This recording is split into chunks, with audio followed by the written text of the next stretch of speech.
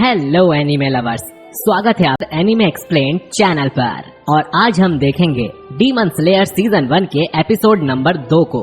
अगर आपने अभी तक इसका एपिसोड नंबर 1 नहीं देखा है तो उसकी लिंक आपको डिस्क्रिप्शन में मिल जाएगी, जाके उसे जरूर देखना। तो अब चलिए जानते हैं आगे की कहानी को बिना किसी देरी के। और इस एपिसोड का नाम है ट्रेनर सकोंजी उरुकोडाकी।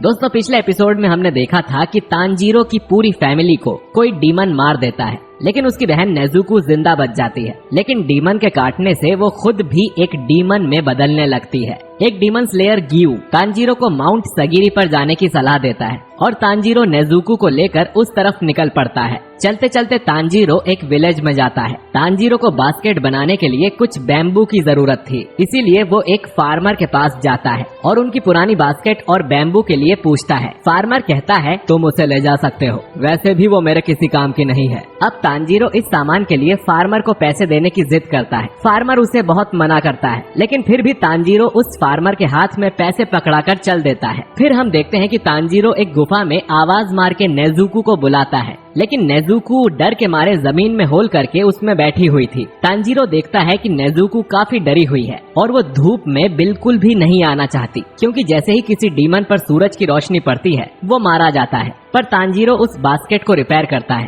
तांजीरो चाहता था कि नेजुको इस बास्केट के अंदर बैठ जाए ताकि वो उसे कंधे पर उठाकर दिन में भी अपना सफर जारी रख सके। तांजीरो नेजुको से पूछता है कि क्या तुम इस बास्केट में आ सकती हो, लेकिन ऐसा लगता है कि नेजुको कुछ समझ नहीं पा रही थी। और फिर नेजुको जब उस बास्केट में जाती है तो बास्केट छोटी पड़ जाती है। फिर तांजीरो कहता है कि नेजुको, तुम्हें याद है जैसे तुम पिछली रात को बड़ी हो गई थी, क्या तुम इसका ऑपोजिट करके छोटी हो सकती हो? और ये तरीका काम भी कर जाता है और नेजुको अपने शरीर को छोटा करके बास्केट में फिट हो जाती है। इसके बाद तांजीरो उस बास्केट को उठाकर चलने लगता है। आगे रास्ते में तांजीरो को एक औरत दिखाई देती है जो तांजीरो को माउंट सगिरी तक जाने का रास्ता बताती है, और ये भी कि उन्हें रात में सफर नहीं करना चाहिए क्योंकि इस इलाके में पहले ही कई लोग लापता हो चुके हैं। ये सुन के तांजीरो कहता है कि मैं अपना ख्याल रख लूंगा, आपका शुक्रिया। कुछ देर बाद रात हो जाती है और जंगल में चलते चलते नेजुको और तांजीरो को एक टेम्पल दिखता है जहाँ पे लाइट जल रही होती है। फिर तांजीरो उस टेम्पल में जाने का फैसला लेता है, लेकिन तभी तांजीरो को खून की स्मेल आती है। वो घबरा जाता है और नेजुको का हाथ पकड़ के टेम्पल की तरफ भागता है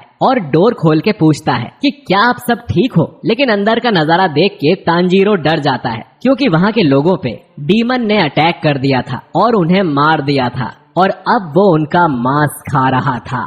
तभी उसकी नजर तांजीरो और नेजुको पे जाती है। वो डीमन उनको वार्निंग देता है कि ये उसका इलाका है और उसके इलाके में आने वाले को इसकी कीमत चुकानी पड़ेगी। और इतना सारा ब्लड देखकर नेजुको की भी लार टपकने लगती है। फिर वो डीमन को जैसे ही पता चलता है कि तांजीरो एक इंसान है, वो उस पे हमला करने आता है, लेकिन तांजीरो अपनी कुल्हाड़ी से उस डीमन के गले को ही काट देता है। ये देख के डीमन कहता है कि कुल्हाड़ी का हमला बुरा नहीं था, लेकिन इस तरह की खरोंचें जल्द ही ठीक हो जाएंगी। ये बोलते ही उसका जख्म पूरी तरह ठीक हो जाता है। फिर वो डीमन तांजीरो की नजरों के सामने से गायब हो जाता है और अचानक से उसको गिरा देता है और फिर तांजीरो का गला दबा देता है, जिससे तांजीरो का दम घुटने लगता है। फिर डीमन कहता है कि मैं तुम्हारी गर्दन तोड़ दूंगा। जैसे ही लगता है कि वो डीमन तांजीरो की जान ले लेगा, तभी नेजुको भागती हुई यहाँ आती है और उछल के ऐसी लात मारती है कि उस डीमन की गर्दन दूर जाके गिरती है। बिना सिर का डीमन देख के तांजीरो और भी डर जाता है, लेकिन वो डीमन अभी भी मरा नहीं था।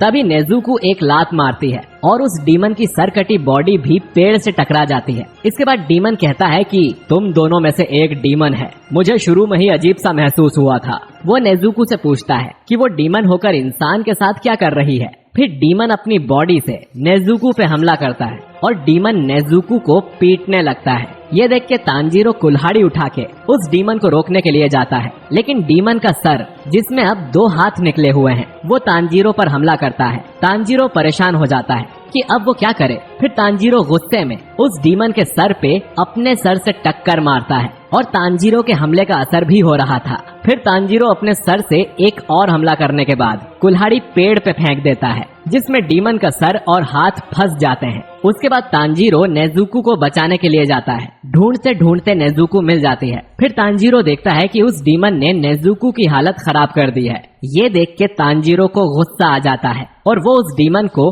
धक्का देता है, लेकिन अनजाने में वो खुद भी एक ऊंची पहाड़ी से नीचे गिरने लगता है। लेकिन नेजुको जल्दी से तांजीरो का हाथ पकड़ लेती है और डीमन की बॉडी नीचे गिरने के बाद उस डीमन का सर बेहोश हो जाता है। अब तांजीरो उस डीमन के पास जाके खंजर निकालता है और सोचता है कि इस डीमन की स्मेल अलग है। ये वो डीमन नहीं था जिसने मेरे घर वालों को मारा, लेकिन इस डीमन को मारना होगा। अगर नहीं मारा तो ये और भी मासूम लोगों का ऐसे ही शिकार करेगा। तांजीरो खंजर उठाता है और हिम्मत जुटाता है, लेकिन वो उस डीमन को नहीं मार पा रहा था। तभी एक शख्स वहाँ आता है जो अपने चेहरे पर एक लाल कलर का मास्क पहने हुए था। वो तांजीरो से कहता है कि इस हथियार से तुम इस डीमन को मार नहीं पाओगे, और वो एक बड़े से पत्थर की ओर इशारा करता है। ये सुन के तांजीरो समझ जाता है कि उसे पत्थर से मारकर उस डीमन का सर कुचलना होगा। लेकिन फिर से वही होता है जो पहले हुआ, यानी कि तांजीरो हिम्मत नहीं कर पा रहा था क्योंकि उसने आज तक किसी को भी नहीं मारा था। और वो शख्स तांजीरो से डिसअपॉइंट हो जाता है और सोचने लगता है कि ये लड़का दयालु है, आखिर डीमन के सामने होके भी ये ऐसा क्यों है। तभी हम देखते हैं कि डीमन जाग जाता है और सोचने लगता है कि क्या मेरा शरीर मर गया है। उसके बाद वो तांजीरो को अपने सामने खड़ा देख गुस्सा हो जाता है और उस पे भड़कने लगता है और तांजीरो को मारने की धमकी देता है। लेकिन कुछ देर में सुबह हो जाती है और सूरज निकलने लगता है और धूप की किरण पड़ते ही वो डीमन जल के राख हो जाता है। फिर तांजीरो नेजुको को ढूंढने लगता है क्योंकि वो आसपास नहीं थी। वो भागता हुआ टेम्पल में जाता है तो वो देखता है कि नेजुको पहले ही बास्केट के अंदर बैठ गई थी। इसके बाद तांजीरो देखता है कि उस मास्क वाले शख्स ने उन मरे हुए लोगों को दफना दिया था। इसके बाद ये शख्स अपना नाम बताता है। उसका नाम है सकोंजी उरुकोडाकी। ये वही शख्स है जिसको तांजीरो ढूंढ रहा था। आगे सकोंजी कहता है कि गियू टोमियोका ने तुम्हें यहाँ भेजा है। तांजीरो हाँ कहता है और उसे अपना और नेजुको का नाम बताता है। तांजीरो और कुछ कहने वाला था, तभी सकोंजी बोलता है कि तांजीरो तुम क्या करोगे जब तुम्हारी बहन इंसानों को खाना शुरू कर देगी। तांजीरो ये सुन के चौंक जाता है और सोच में पड़ जाता है कि अब क्या जवाब दिया जाए। तभी सकोंजी तांजीरो को एक जोरदार थप्पड़ मारता है और बोलता है कि तुम मेरी बात का जवाब इसीलिए नहीं दे पाए क्योंकि तुम्हारी फैसला लेने की शक्ति स्लो है, इसीलिए तुम सुबह होने तक एक डीमन को नहीं मार पाए। तांजीरो उसकी बात काफी ध्यान से सुनता है। फिर सकोंजी कहता है कि जब तुम्हारी बहन इंसानों को खाना शुरू करेगी तो तुम दो काम कर सकते हो, पहला कि अपनी बहन को मार दो, या दूसरा काम अपना पेट काट कर मर जाओ, क्योंकि अपनी डीमन में बदली हुई बहन को साथ लेकर घूमने का यही मतलब है।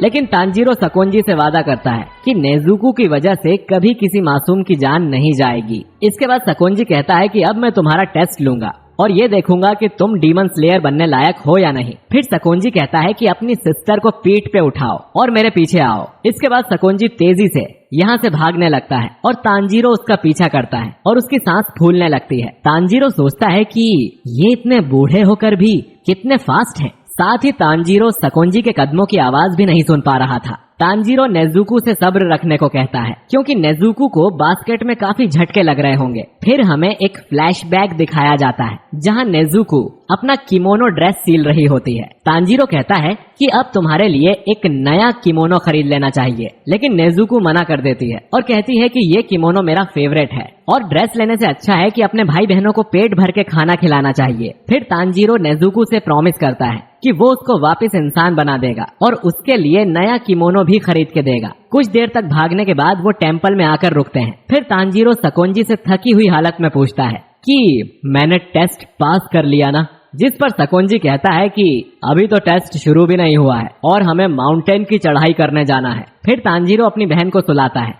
इसके बाद दोनों एक बहुत ऊंचे माउंट पर चढ़ते हैं, जिस पर चढ़ने में ही तांजीरो की हालत खराब हो गई थी। सकोंजी तांजीरो से कहता है कि उसे अकेले पहाड़ के नीचे वाले घर तक वापस आना है। अगर उसने ये सुबह होने से पहले कर लिया तो वो ये टेस्ट पास कर लेगा। ये बोलकर सकोंजी बर्फीली हवा में गायब हो जाता है। तांजीरो खुश हो जाता है और सोचता है कि मेरी सूंघने की शक्ति अच्छी है और मैंने सकोंजी की स्मेल को भी याद कर लिया था, तो आराम से घर पहुंच सकता हूँ। फिर तांजीरो जब आगे बढ़ता है तो वो एक रस्सी पर पैर रख देता है और तभी तांजीरो के मुंह पर कुछ पत्थर आकर लगते हैं, जिसकी वजह से वो हिल जाता है और सीधा एक गड्ढे में जा गिरता है। तांजीरो समझ जाता है कि यहाँ आसपास हर जगह जाल बिछे हुए हैं और इनसे बचकर नीचे तक जाना ही असली टेस्ट है। गड्ढे से बाहर निकलकर वो एक और रस्सी पे कदम रख देता है और तभी उसके पीछे एक बड़ी लकड़ी उसकी ओर आती है, जिसकी वजह से तांजीरो आगे जाके गिरता है। तांजीरो इतने हमलों से परेशान हो जाता है और सोचता है कि अगर ऐसा चलता रहा तो मैं सुबह तक यहाँ से निकल नहीं पाऊंगा।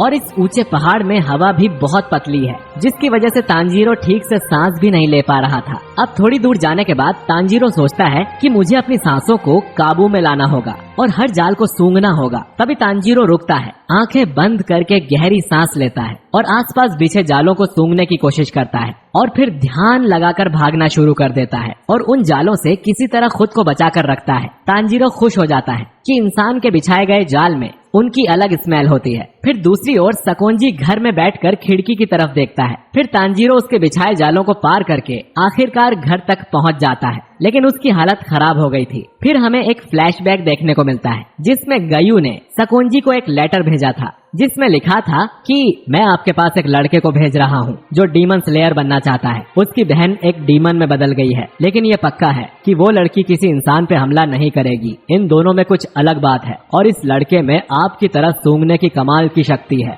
शायद ये कोई रास्ते ढूंढ ले और आपका उत्तराधिकारी बन सके। मैं रिक्वेस्ट करता हूँ कि आप इसे ट्रेन करें। आपका प्यारा गियू। ये पढ़ के सकोंजी तांजीरो को ढूंढने के लिए निकलते हैं और आगे क्या हुआ ये हमें पता ही है। कहानी वापस प्रेजेंट में आती है और तांजीरो को देखकर सकोंजी कहते हैं कि मैं तुम्हें अपना स्टूडेंट बनाने के लिए तैयार हूँ। और इसी के साथ ये एपिसोड खत्म हो जाता है। तो दोस्तों, अगर आपको ये वीडियो पसंद आया है तो इसे लाइक और शेयर जरूर करिए। साथ ही कमेंट करके बताइए कि आपको ये एपिसोड कैसा लगा।